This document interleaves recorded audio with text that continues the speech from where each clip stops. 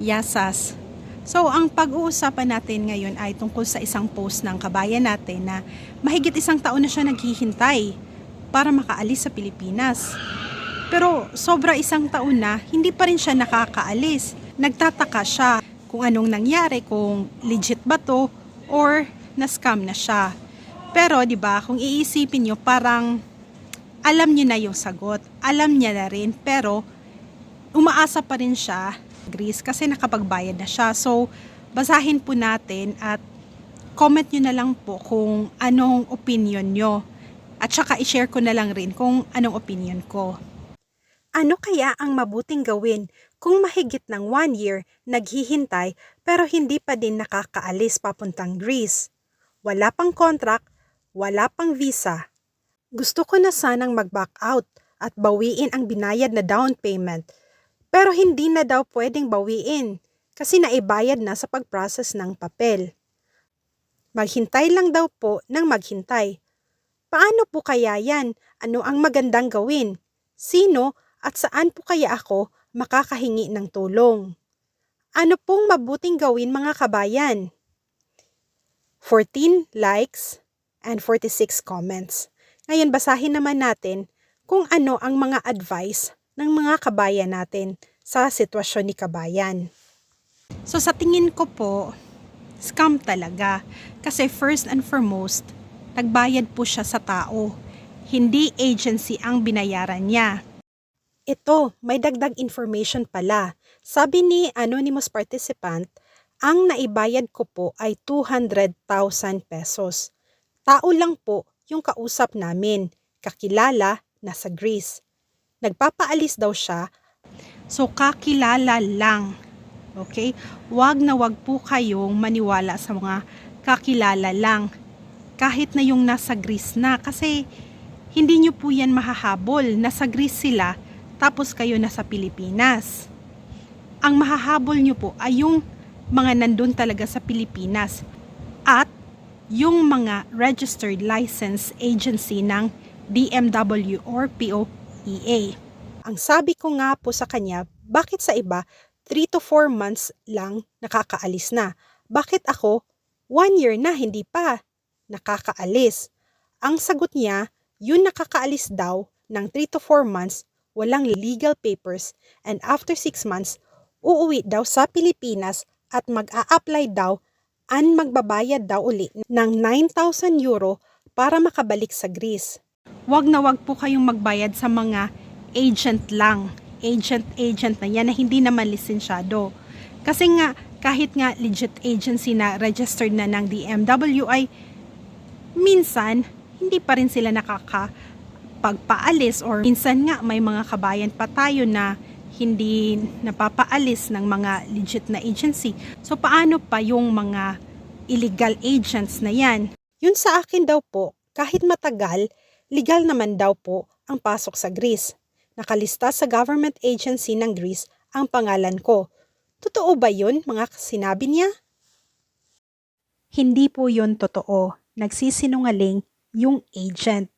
Kasi yung mga nakapunta sa Greece, hindi naman yun sila makakalabas ng Pilipinas kung fake at illegal yung documents nila. Yung sinasabing uuwi ng 6 months, yan po talaga ang sitwasyon ng mga seasonal summer job workers sa Greece. Dapat po talagang umuwi ng 6 months kasi sarado yung hotel. Ito naman yung comment ng ibang tao which I totally agree.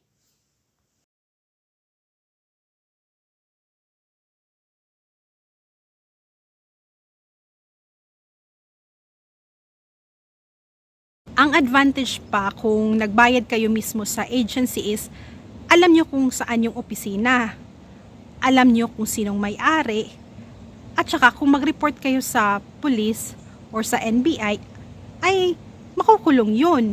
Madali lang hanapin kasi nasa Pilipinas yung may-ari ng agency. May nag-comment naman, mahirap po yan pag tao lang kausap. Dapat po may agency po kayo para secure yung pinag-down payment ninyo. Si agency po ang mag-aayos ng lahat ng kakailanganin na papers para makapunta po dito sa Greece. Sumagot naman si anonymous participant. Ang sabi niya po, may agency daw siya.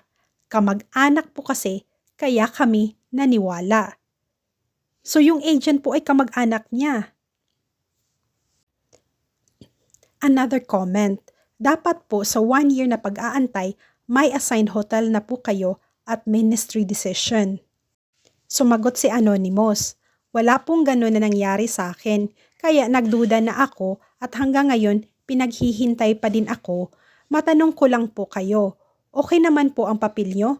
Kasi ang dahilan ng nag-recruit sa akin, pag 3 to 4 months nakaalis na ay hindi daw okay ang papel at hindi legal ang papel. Pagdating daw po ng 6 months, uuwi ng Pilipinas at magbabayad ulit ng application para makabalik sa Greece. So, ito yung problema ni Kabayan kasi yung kausap niya, yung binayaran niya ay nasa Greece. Sabi ni M, kung accredited yan agency, punta sa DMW to file a complaint. Pero ang problema nga is illegal agent siya. Yun ang sabi ni Anonymous. Saan ba dapat mag-report si Kabayan para mabawi niya yung pera? First and foremost, dapat mag-report siya sa police. Tapos, ipapasa siya sa NBI. Doon na po sa NBI, ihahanapin nila yung taong nanloko. Nag-comment naman si T. Pwede mo pa din ireklamo. Email ka lang sa DMW Legal Department. May mga dapat ka sagutan, tago mo resibo dapat. Tama po si T kasi meron naman bank transfer, meron namang resibo na nagbayad talaga si Anonymous. Sabi naman ni Va, Tulfo is the key. Of course, Rafi Tulfo, malaki talagang tulong niya. Kayo sa kwento ni Kabayan, sana hindi kayo matulad sa kanya.